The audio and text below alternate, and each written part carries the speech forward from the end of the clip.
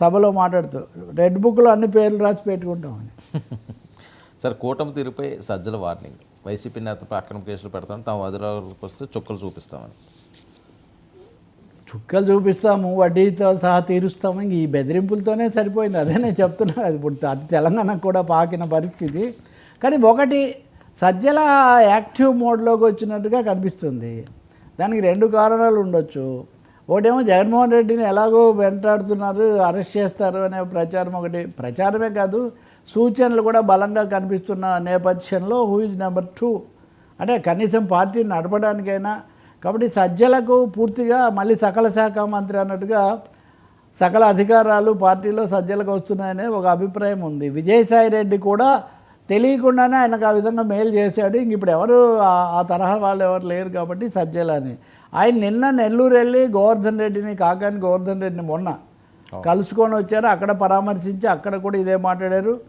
ఈరోజు నందిగం సురేష్ను మరొకరిని వీళ్ళతో మాట్లాడారు. వీటన్నిటిలో మమ్మల్ని కావాలని వేటాడి అరెస్ట్ చేస్తున్నారు.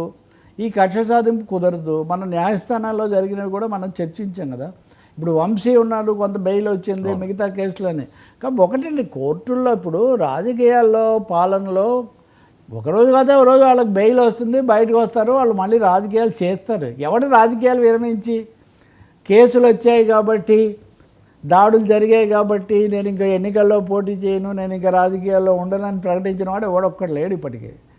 నా టైం రాకపోతుందా అని ఇప్పుడు అది బహిరంగంగానే అంటున్నారు. కాబట్టి సజ్జల వార్నింగ్ వైసీపీ వాళ్ళు కూడా కొంచెం కూడా వాళ్ళు సమస్యల మీద కేంద్రీకరించడము అది దృష్టి పెట్టట్లేదు. ఒక వార్ పెరుగుతుంది. జూన్ 4న వెన్నుపోటు దినోత్సవం జరుపుతామని వైసీపీ వాళ్ళు ప్రకటించారు. వెన్నుపోటు అనే మాట వాళ్ళకి చాలా ఇష్టమైంది. చంద్రబాబు నాయుడు ఎన్టీఆర్ను దించేశాడు కాబట్టి ఇప్పుడేమో వాగ్దానాలు వమ్ము చేసి ప్రజలను ఓట్లేసిన వాళ్ళని వెన్నుపోటు పొడిచారు అనేది ఇప్పుడు వాళ్ళ థీరీ. సో వెన్నుపోటు థీరీకి వీళ్ళకి పోటీగా మేము ఆ రోజు జగన్ పీడ విరగడైన దినోత్సవం అని మేము జరుపుతామని జనసేన నాదెండ్ల మనోహర్, ఒకరిద్దరు తెలుగుదేశం నాయకులు కూడా ప్రకటించారు.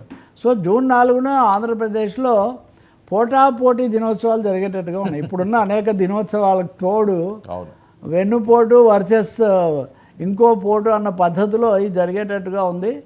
అరెస్టుల విషయానికి వస్తే రాజకాశిరెడ్డి, ఇంకొక ఆయన ఉన్నాడు ఆయనతో పాటు అరెస్ట్ అయిన ఆయన, వాళ్ళిద్దరి బెయిల్ పిటిషన్లు కూడా బుధ గురువారాల్లో విచారిస్తామని చెప్పింది. కాబట్టి ఈ 3 ప్రోంజ్డ్ అన్నట్టుగా 3 దశల్లో ఇది జరుగుతుంది. ప్రభుత్వ వైఖరిలో మార్పు వచ్చే అవకాశం లేదు. ఎందుకంటే కడప మహానాడులో కూడా లోకేష్ రెడ్ బుక్ గురించి మళ్ళీ చెప్పాడు. అన్నీ అందరికీ మర్యాదలు పద్ధతి ప్రకారం తగిన సమయంలో జరుగుతాయి అని ఆయన మళ్ళీ చెప్తున్నాడు. కాబట్టి ఈ అరెస్టులు కూడా జరుగుతున్నాయి. కాబట్టి బహుశా సజ్జల కొంచెం స్పిరిట్ నిలబెట్టే ఒక ప్రయత్నం చేస్తున్నాడు. ఇంకా ఆయన మీడియాతో మాట్లాడడం ఇవన్నీ కూడా I think Sajjala is back. Sir ఏంటి కవిత